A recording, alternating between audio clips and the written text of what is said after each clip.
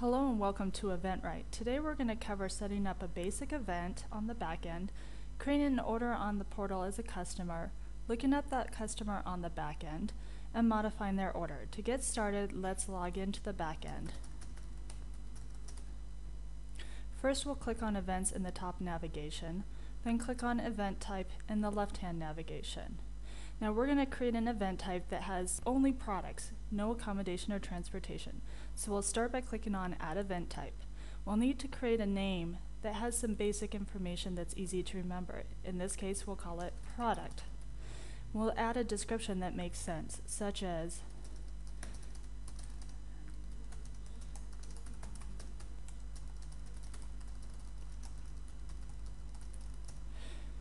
because we won't have transportation or accommodation, we'll click No for both of them, but leave Yes for the products.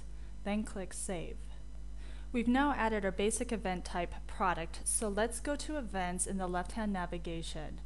In the grid below, you can see the various types of events that have been added, such as Save the Kiwi Benefit Dinner and Skiing in Chile. Additionally, you can click on the Add Event link above the grid to add a new event. Let's go take a look at Save the Kiwi Benefit Dinner. In this case, we want to make some edits to this general screen, so we'll click on the Edit button down below.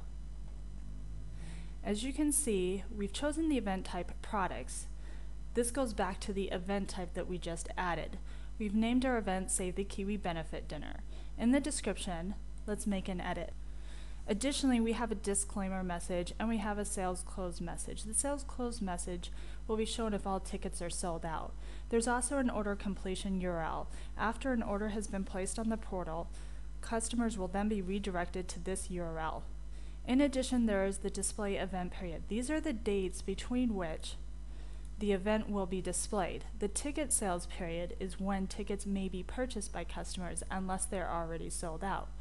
So for example, let's say that we actually want to stop selling tickets a week before the 31st, which would be the 24th. So we'll choose the 24th from the drop-down calendar, and perhaps we'd like to stop at 10 p.m. So we'll scale down and choose 2200, which is 10 p.m., and click Save. The message at the top of the screen shows that we've successfully made our changes to the General tab. Now let's move on to Products. There are two main types of products. One is a ticket type, and the other is a general product, such as bottles of champagne, t-shirts, caps, etc. Let's add a new product that will be a ticket type. We'll call this product name Private Dinner. We'll add in a description, such as a private dinner with Kiwi specialists. And we'll make the price $2,500. Products can have either an unlimited quantity or a set quantity. In this case, we're going to have a set quantity, so we'll unmark the unlimited checkbox and enter in a quantity of 10. Because this is a ticket type item, we're going to mark the checkbox for assignable to customers, and we'll choose a number of 1. What this means is that for every quantity of a private dinner purchased, only one customer is allowed to use it. So in other words, if someone bought 10 private dinners, they and 9 other people would be allowed to go. We'll save the product. Again, the message at the top shows that our changes were successfully added. And as we go back to the main product screen, we can see that we've added our new product, Private Dinner. The Packages section has both offers and packages. In order to sell anything on the website, there must be at least one package. In this case, we've already added the packages Reception and Dinner. As you may recall, we just added a product, Private Dinner. Let's go ahead and add a package for that. We'll do this by clicking on the Add Package link above the grid.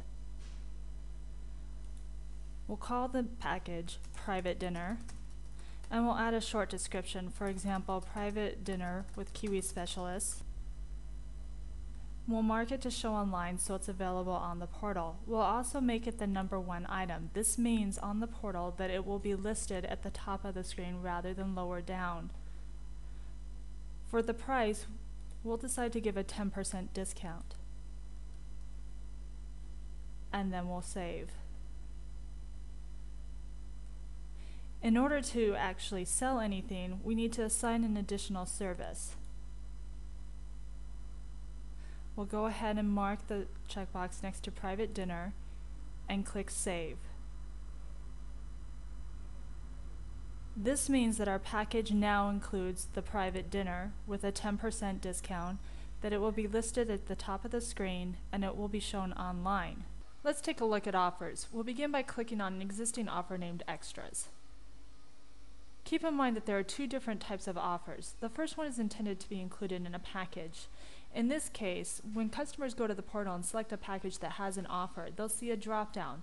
That drop-down will include all the products listed here in additional services.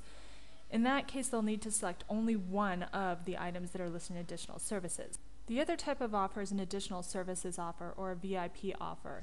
In addition to being able to select a package, customers will be able to select a quantity of 0 to 10 of all items listed in the additional services section here. This type of offer is set by marking the checkbox next to Set as Additional Service.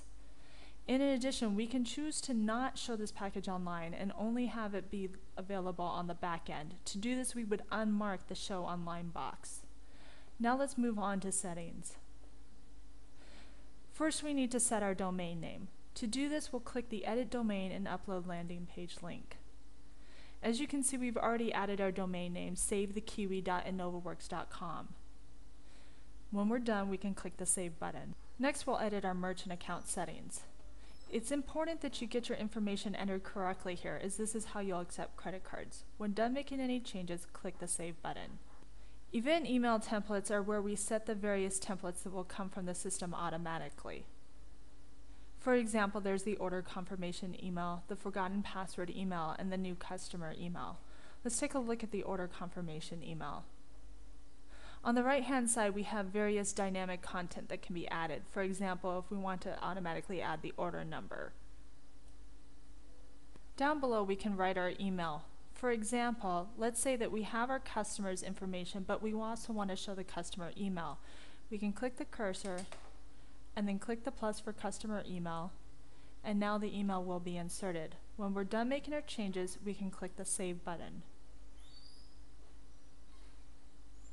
Now our changes have been made, and we can click the Cancel button to go back to the main email templates page. We've now finished setting up a basic event and need to tailor our ordering process. To do this, we'll click on the Setup link in the upper right-hand corner. Next, we'll click on Events Order Setup in the left-hand navigation. We'll choose the event. For this event, we're marking Include on-the-fly discounts. This means employees with specific permissions will be able to give additional discounts above and beyond those included on packages when creating back-end orders. Additionally, as you may recall, when we set up some of the products, we marked that they were assignable to one customer. So we'll go ahead and mark Include Manage Assignments and select from the drop-down Manage Guest Tickets. This means that for each ticket purchased, one person's name will be assigned to it. Now that we're done making our changes, we'll click on the Save button.